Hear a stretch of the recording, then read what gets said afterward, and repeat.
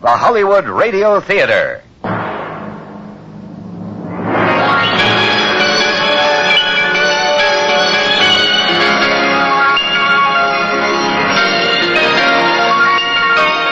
Every day at this time, Monday through Friday, a J.M. Kholos Enterprises production, the Hollywood Radio Theater, presents an unusual tale of mystery and suspense. Every week, Monday through Friday, the Hollywood Radio Theater presents... I'm Rod Serling. You're listening to the 0 Hour. Rest your eyes. Exercise your imagination. This week, Merwin Gerard's study of a man pursued. Dead Man's Tale. Starring George Maharis. Craig Stevens. And Charles McGraw.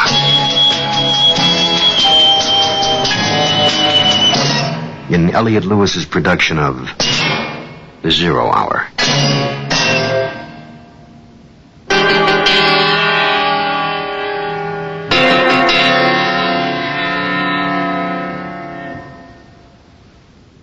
Guilt is not something that can always be determined in a court of law. One must first consider the source. Carl Brooks is a man well acquainted with guilt. It drove him first from his home, then drew him back and into a situation for which he was totally unprepared. His best friend had been convicted and executed for murder. Only Carl's testimony could have saved him. So the guilt is now a matter of omission, a matter of moral negligence. And for Carl Brooks, the guilt is more imposing than ever. The man he left behind, in turn, left a widow and child. Someone is sending them money. Carl Brooks would like to find out who and why. Dead Man's Tale continues after this word.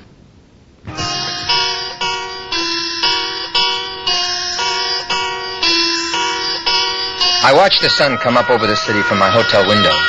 The first light of day peeked over the eastern horizon at 5 o'clock, then fanned out over the stockyards, the industrial section, and crept into downtown. By 5:30, sunlight glistened off the facings of glass skyscrapers. The street lamps shut off. The morning edition hit the newsstands. City buses rolled down the avenues, from dark to dawn to day. Hadn't shut my eyes or my mind all night. If I was to accomplish anything this day, I would first have to freshen up.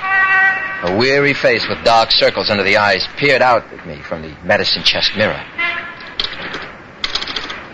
Oh, come on. Can't believe it.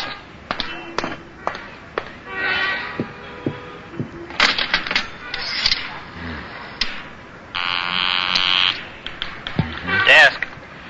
This is Mr. Brooks in room 610. What happened to the water? Or doesn't that come with the price of the room? I'm terribly sorry, sir. We've had some trouble with the boilers, and we've temporarily shut off all the water in the east wing. Well, that's just great. How do you propose your paying guests wash? We hope to have the service restored sometime this afternoon, sir. What about the west wing? Actually, sir, you're better off where you are. We'll be shutting off the water on the other side after the noon hour today. We're sorry for the inconvenience. We have a repair crew working full time. Yeah, well, I'd like another room. As you wish, sir. West wing? Yes, west wing. I can give you a fifth floor suite. It's $5 a day more than you're paying now. I'll take it. Very well, sir. It's room 519. Yes, oh, wait a minute. Your rooms are separated by odd and even numbers, right? Yes, sir. Well, I'd like room 515. Oh, I'm sorry, sir. We have no room 515. No 515. No, sir. We converted that room to storage space 4 years ago. I see. 519 will be fine, then. Very good, sir. I'll transfer your bill starting today. Clerk, yes, were there any calls for me after midnight? One moment. No messages at all, sir. Uh-huh. Thank you.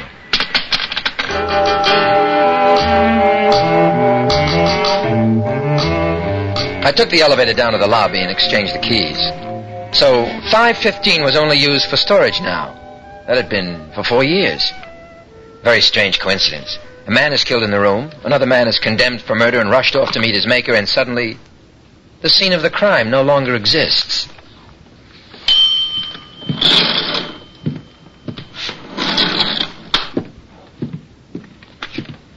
525. 523. 21. Here it is, 519. I wonder. Just as he said. No room number. Storage, employees only.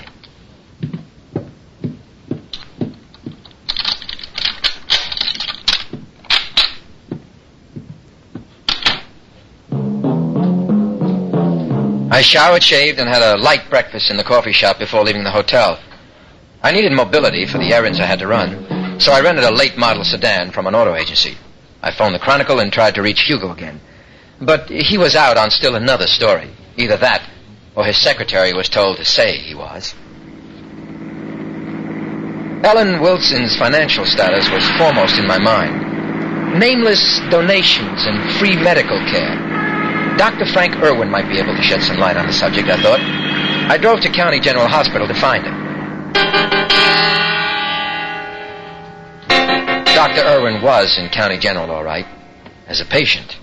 The previous night, he had run his car into a telephone pole and had suffered minor injuries. Fortunately, I arrived during visiting hours, and the nurse told me that Dr. Irwin had been lightly sedated, but I could see him for a short time. Edna, I'm sorry. I should have been more careful. Dr. Irwin? Oh, I thought you were Edna. She's been away visiting her sister. My name is Carl Brooks. I see. I thought you were... Edna's my wife. She's been after me to get some rest, day off once in a while. Are you from the police? No, sir. See, I had a little accident with the car last night. Oh. Fell asleep at the wheel. Unspeakable for a doctor. Yeah, are you feeling better? I can't feel a thing. Wonder drugs, we call them. You look familiar. You one of my patients from long ago? No, sir, I'm Carl Brooks from long ago. Oh, why, of course. I heard you were back. Hasn't everyone? I'm so glad you're here. Well, that's a switch. I'm afraid I don't understand. You are the man who's helping Ellen Wilson, aren't you? Well, I'm a friend of her. I know all about you, Mr. Brooks. Oh? I want to do all I can to help you. Say, would you mind bringing me that pitcher of water right there? Oh. Can't seem to work up a spit. Yeah. Thank you. I don't want to dry up before I say what has to be said. Doctor, Ellen Wilson is one of your patients, isn't she? Has been, ever since she first moved here. Must have been, near 10, 15 years ago. When she got married and had the baby, I became what we used to call a family doctor. Have you been sending Ellen Wilson money? Money? No, that must be one of the others. Others? Please, the water. Oh. What others? Well, I don't know who they are. I think the man who runs the big gambling club in town is one of them. Joe Farris. Yeah, that's who I mean, Joe Farris. He's a horrible man. Doctor, I don't want to sound like a lawyer. I mean, I've given that up, but if you don't know who the others are, would you know why anyone is sending Ellen Wilson money? I'm a doctor, Mr. Brooks. It's my sworn duty, my sacred obligation to save lives. I committed a breach of honor 4 years ago in a court of law. Because I was afraid of the disgrace, I did nothing to prevent the execution of an innocent man. Barry Wilson. That's right. Could you have saved him? Well, perhaps. No. The point is, I didn't even try. Oh, that's fine. Well, what could you have done? Or said? Well, I don't know why I ever got involved. Edna begged me not to. She's always right about that sort of thing. Very sound thinker, my wife. Doctor, what was this involvement? Oh, ambition, pride, vanity. I wanted to be Commissioner of Health. And I consoled myself that everybody did it. Did what? Paid for political favors. There was this Farris and myself, and 2 others. I have no idea who they are. But we each contributed a large sum of cash to a special fund for the re-election of Lloyd Mercer.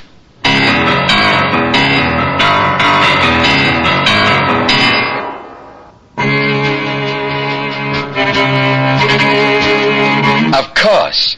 It was so obvious it never occurred to me. That was why Mercer never admitted to there being money in the attaché case. It would have blown his legal eagle image sky high. The fact that I had been a very real part of his political machine turned my stomach. So, you see, Mr. Brooks, I isolated the hypocrite in Hippocrates. And that's what Henley was carrying. It would seem so. There was never any proof. The subject never came up. Well, I understand what Ferris was paying for, protection, but certainly Commissioner of Health isn't appointed by the district attorney. Oh, Lloyd Mercer, as we've seen, was headed for bigger things. His political influence extended in all directions, and I was convinced he could deliver. Obviously, so were the others. I understand there was $150,000 in that briefcase. I couldn't say. My contribution was $30,000. And you have no idea who else may have known about this special fund? As far as I know, only Mercer and the 4 contributors. Well, what about Henley? I mean, where did he come in? I never met the man. I understand he was from out of state. Well, I presume he was chosen as a go-between because he had no connection with any of us. Including Mercer? Especially Mercer. Uh-huh. I presume Mercer sent you to pick up the lock case so there'd never be any visible connection between himself and Henley. As a precaution against precisely the sort of thing that happened. You know, it seems so unnecessarily complicated. Has it occurred to you that whoever murdered Henley might be one of the contributors? I know there were 4 of us, and not one came forward. Ferris wasn't even at the trial. Doctor, do you believe Barry Wilson was innocent? I believed it throughout the course of the trial, the appeals, up to the moment of his execution. I believe it as I lie here now. I stood by and let him die. Doctor, from what you've told me, you were not the only one. Well, Mr. Brooks, a man has only to live at peace with himself. I know that better than anyone. I assume that all of Ellen Wilson's medical expenses through the years... Oh, yes. I was grateful for the opportunity. It helped. A little. You've helped a lot, Doctor. You get well now, and I'll be in touch. All right.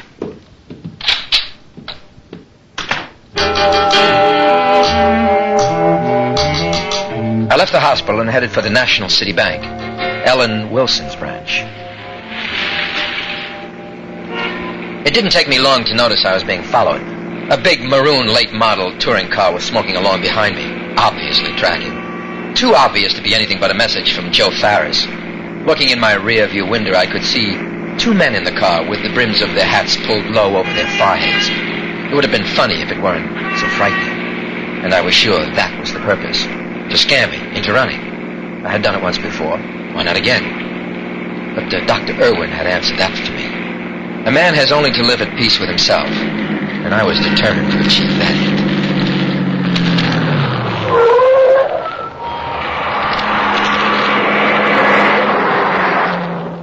I stopped in front of the bank. Ferris's thugs drove on. They knew where I was going and who I wanted to see. We were all beginning to understand each other. All too well. I began to feel the need for some protection of a different kind. Dead men tell no tales.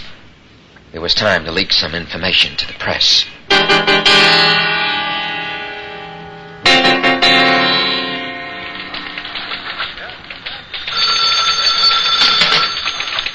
City desk. Brownell here. Hugo, I waited all night for your call. Oh, what do you want? Look, I think a lot more went on in the Henley case than we were led to believe. We were led to believe? Now, come on, Hugo. I mean, just give me a chance and just hear me out. Look, I'm interested in facts. Hard facts.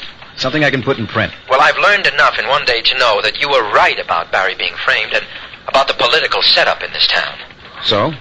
Now there's 2 of us. Look, I want to talk to you. Do you or don't you have something I can print without risking a libel suit? Well, look, I will in about 15 minutes. I'll listen when you do. I'm much too busy now for idle conversation, so you can Look, Hugo, wait. No, wait. I've just got to see you. Today, in an hour. In an hour. I think we'll find something in the back issue of the Chronicle. I'll meet you there. Carl? Carl! Ah, damn it. Shirley, I'll be in the morgue.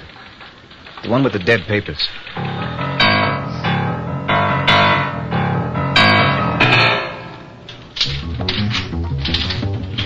May I be of service, sir? Yes. I'd like to speak to the branch manager. Well?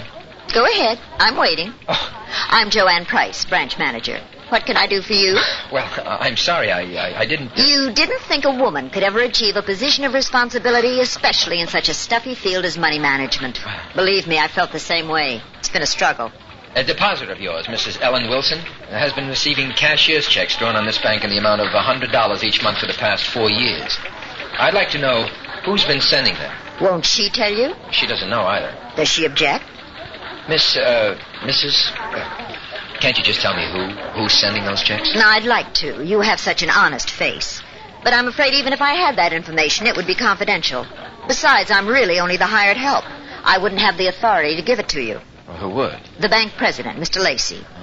Well, may I talk to him? I don't think it'll do you any good. Why not? Mr. Lacey's a Scrooge, the tightest man on earth, with money and with words. Look, could you ask him if he'd see me, please?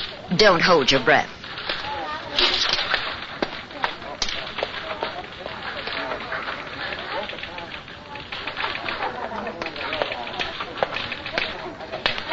Well? The sun sets in the east tonight. He'll see you. All the way at the back. Don't say anything, but I'm bucking for his job. Well, I hope you get it. Thank you very much.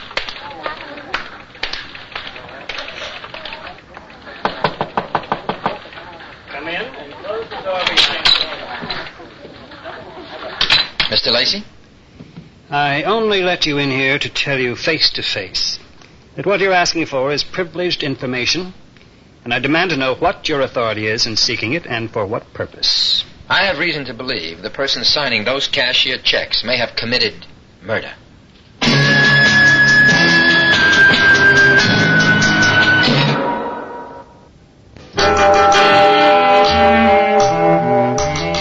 Are you from the police? No. Certainly murder would be a matter for them. All right, Mr. Lacey, if you'd rather I take what I already know to the police. You're Carl Brooks. That's correct. Well,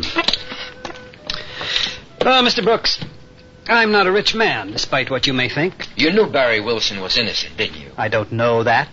Is there reasonable doubt? Maybe. I've done nothing illegal. Well, somebody has. Someone killed Robert Henley for $150,000, some of which, I think, was yours, Mr. Lacey. You can't believe I'd kill a man for money. Well, you said yourself you're not a rich man. Now, just a damn minute. Look, I'm only going to ask you one more time, Mr. Lacey, because if you don't tell me, I'll find out somewhere else. It may save us both a lot of unnecessary trouble, and it might even make you feel better. Now, do you know who is sending $100 cashier checks once a month to Ellen Wilson? No, I don't. And should you have any further inquiries into my personal affairs, Mr. Brooks, I suggest you make them through my attorney. Good day.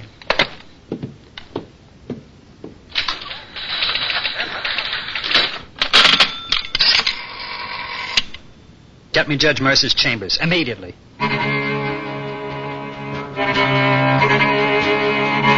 Lacey was the kind of man who revealed more in a facial reaction than by anything he could have said. He was undoubtedly the third donor. Farris, Dr. Irwin, and Lacey. But who was the fourth? I left the bank and walked to my rented car. The tires were flat, all of them, slashed. I looked up and down the street. There was no sign of the big maroon car, but the meaning was clear. So I had to get to the Chronicle building right away. I had to get to Hugo Brownell.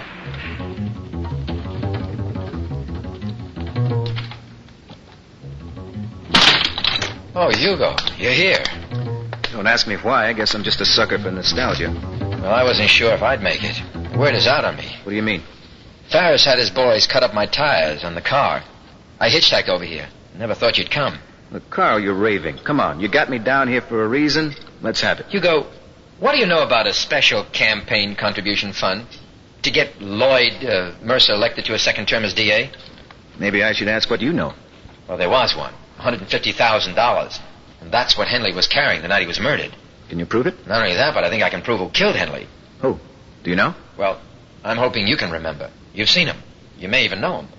You lost me. Look, 4 people contributed to Mercer's special fund. It was Farris and Dr. Irwin, the president of the National City Bank, a man named Lacey. Mm-hmm. First name Clarence. A big man in contract financing, bit on the shady side. That's only 3. Well, there should be the name or a picture of the 4th somewhere in these files. Well, that could take days to find. Well, not if you can remember. Remember what? Well, someone who was at Barry's trial, someone who was there every day.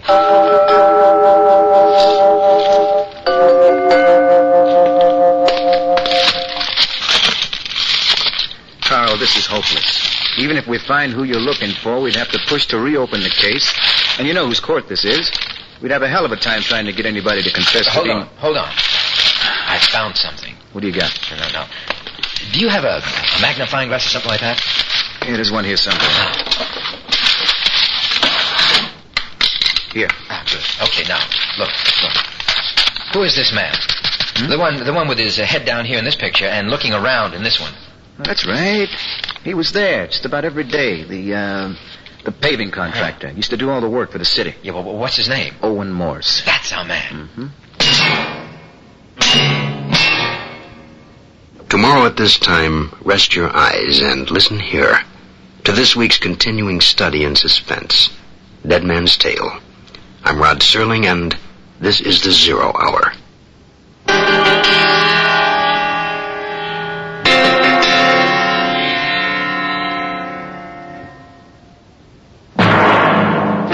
You've been listening to the Hollywood Radio Theater's presentation of the 0 Hour, heard every weekday at this time. Rod Serling is your host. Dead Man's Tale was written by Merwin Gerard and Kim Weiskopf. George Maharis is Carl, Craig Stevens is Mercer, and Charles McGraw is Ferris. Featured in the cast are Jack Manning, Harold Gould, Herbert Jefferson Jr., and Shirley Mitchell. 0 Hour is produced and directed by Elliot Lewis. Jack Myers is executive producer, Rochelle Sherman associate producer, and Kim Weiskopf story editor. Music conducted and composed by Stanley D. Hoffman. The Hollywood Radio Theater theme was played by Ferranti and Teicher and is now available on United Artists Records and Tapes. This has been a J.M. Kholos Enterprises production. Hugh Ducker speaking. Tune in tomorrow, and once again, Rest your eyes and listen here to the 0 Hour.